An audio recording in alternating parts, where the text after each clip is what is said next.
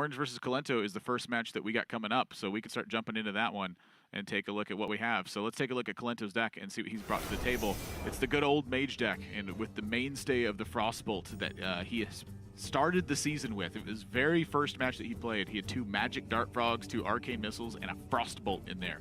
And while the others have seemed to rotate out, the Frostbolt has become a fairly reasonable linchpin, I think, of the early game where this deck can really struggle.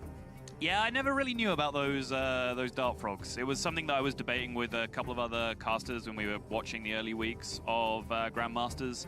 A lot of people were in favor of them, and I just didn't really see them having a high enough impact, so it's no surprise to me to see those melting away as the weeks have progressed forwards. But that Frostbolt, I think, is a beautiful thing. I think it's a fantastic card, and I think it makes even more sense when you've built this deck in the way that Kalento has, where neither of his additional decks are leaned towards Rogue. We talked about this yesterday when Bunny Hopper was playing a single halftime scavenger in his core mage deck. So his primary deck was tilted ever so slightly towards Rogue. Kalento's doing kind of that same thing with Frostbolt.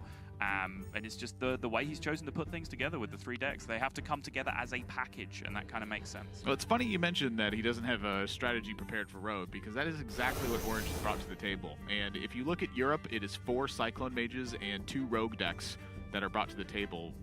In Orange, I feel like the Rogues nailed it this week, where Mage is one of the matchups that slight matchup you're going to get an edge on at this point. And so I think that bringing Rogue in the spot where the other 4 players who are non-Rogues have brought Mage, that's the biggest edge you're going to get, I think, in deck building. We're going to fight on this a little bit. It's going to keep coming up. I don't personally believe primary versus primary is hugely Rogue favored, if at all. But where I will absolutely agree with you is when the secondary deck comes in here and the Walk the Planks and the Betrayal and the Fairy Dragon come in.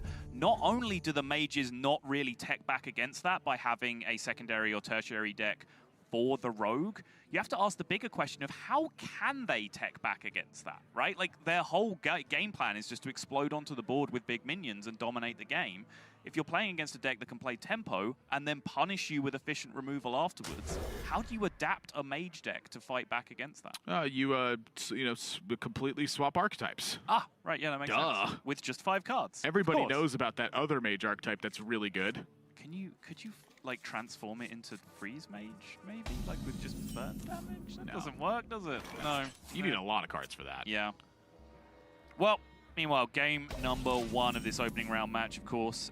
All of these opening round matches are kind of never before seen encounters as far as Grandmasters goes, because these are the cross-divisional matchups. Seed number 2 from their respective division crosses over into the other division's bracket, if you want to look at it that way.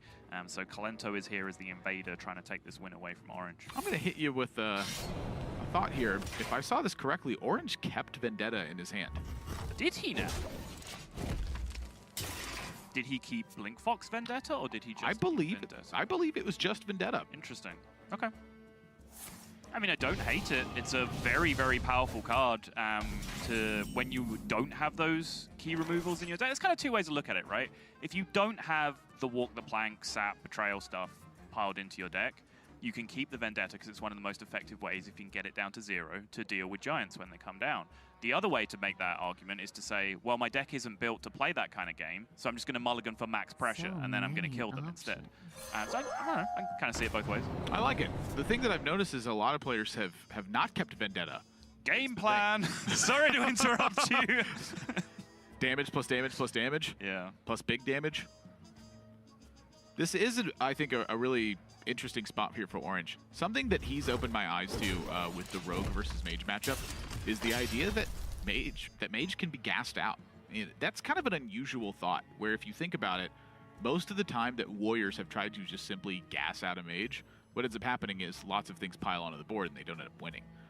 I think the reason it doesn't really work for Warriors, you don't necessarily have a pressure plan. Your pressure plan, I would say, is inconsistent at best. But when it's at its best, it's pretty good. That's kind of how Bomb Warrior is in a nutshell. Yeah. But with Rogue, you have a lot of different angles of pressure. You have a massive amount of burst. And so I think when you can combine those two plans, you can get some pretty significant payoffs in the right spot. And so for Orange, having this Blink Fox Frost bolted, I think this is the start of a bad situation for him, where he still has a pretty good shot given his hand. Yeah. This is a philosophy or a concept that I kind of picked up from Zalay, and it was one of the first like real epiphanies about Hearthstone that I had in a long time. You know, as you are learning the game early on, those epiphany moments, those eureka moments happen all the time, right? But later on, it becomes a lot more of a struggle to find those big breakthroughs. But Zalay was on stream one day talking about the value of going face, as he said it, where if you're a deck that applies pressure, that pressure causes your opponent to use their high value cards for less value because they're under pressure. I think that goes to explain why, in your case, Rogue can sometimes outvalue a mage in this matchup. Because they put pressure on, some of the value from the mage is taken away by them like having to scramble and like Conjurers calling their 3-drops or their 4-drops just to fight onto the board. Yeah. And just sometimes that's just a huge chunk of the value in their deck gone. Indeed.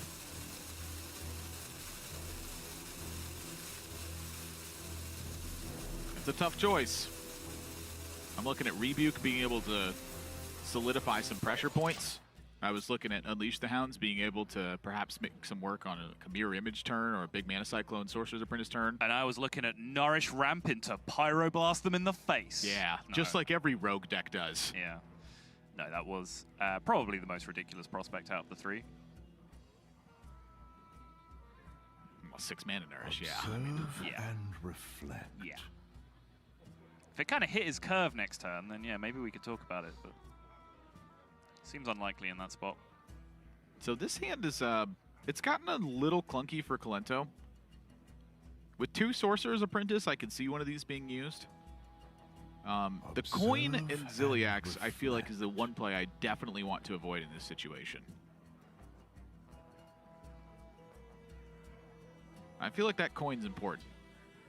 Why is that? Number 1, I'm looking at a Mana Cyclone. Number 2, I'm looking at a hand that doesn't really do anything right now. Right. If you end up coining here and then you draw an Arcane Intellect, like, you're going to have a number of dead turns, it feels like. Yeah. I think throwing away the coin, yeah, I think Arcane Intellect is a great thing to point out because then you don't have any flexibility on other 3 mana cards that you pick up off the AI afterward, but even, like, throwing away the coin, which is, you know, mild ramp, and also shrinking down your hand size by spending 2 cards, you're also then weakening Mountain Giant draws, like Archmage Antonidas. If that comes into your hand, that's looking weaker as well, which is kind of the big kicker that even Orange himself actually talked about, right? That if you do try and outvalue a mage, it often only works if they've taken the Antonidas out of their deck to tech against you. So yeah, a lot of impact. Just simple decision of using a coin there, which it just looks like a very straightforward play, right? Coin Ziliax, kill the 4/3, but he doesn't have to. The coin's valuable. His hand size is valuable. You also have to think about, you know, Orange's hand. He doesn't have a particularly large hand read right now. He's seen Blink Fox and he's seen Hedge Clan Burglar. Those are about the things that Orange wants to do every single game. Right. He has no idea if there's Backstab, if there's Edwin, if there's Spirit of the Shark turns, Evil Miscreant. Like, perhaps you're giving them a way to interact in a situation where Orange is going to take that time to say, I'm going to rebuke, I'm going to play a 4/4, I'm going to hit you in the face, and I'm going to hope that this is good enough to start this train of damage. And I think the Leroy draw might have been what prompted this. It may be, yeah. It's interesting, though, to do it into a Ziliax turn. Like, I expect that rebuke in that situation is just kind of a, yikes, my hand kind of sucks, let's just do something, or this turn specifically, let's just do something kind of mana efficient and get a 4/4 onto the board, because how many high impact spells are you looking to beat on that turn? Well, perhaps it also has to do with the fact that he didn't see Ziliax, that he didn't see Coin Ziliax. Okay. Thinking to himself, maybe he doesn't have Ziliax at all. And so that this rebuke becomes, you know, it becomes pretty massive if there's no Ziliax on Kolento's side. Sure. Like if Kolento, let's just say that he had Mountain Giant on that turn instead. Orange is then looking at a Vendetta and hit it with a Waggle Pick and smack Kolento for 8. With a Leroy in hand. Yep. No, I completely agree. Yeah. That's why I say, like, using the rebuke there just to get a 4/4 Edwin on the board is totally reasonable. Like, even if it's not necessarily disrupting a huge spell, with the upside of sometimes disrupting a spell. And look at the turn that the Mountain Giant shows up. This is prime. Seems like a pretty good turn to me. I wasn't sure which way you're going with that. I was like, this looks like a pretty good turn for it to show up well, to me. If Mountain Giant showed up last turn, and then somehow Kolento ends up landing on Mountain Giant, which I don't think he would have. And reflect. Sort of one of the keys I want to point out with this deck is you don't always plop a Giant. In game 1, sometimes you do. Games 2 and 3, it's very different. Right. So many times I see players play this deck, and they're very much on the side of they never play their Giant or they always play their Giant. I'm in a situation where I feel like it always depends on your hand and what you're facing down. There are no rules with the mage deck.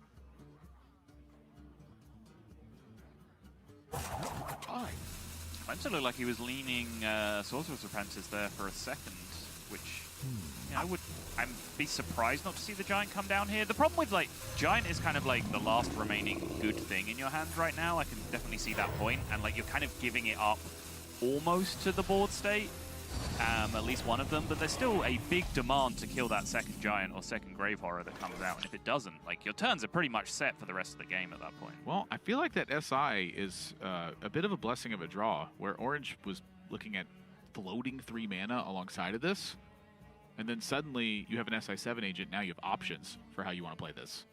So you were thinking Vendetta Waggle Pick as like the default? That was my default.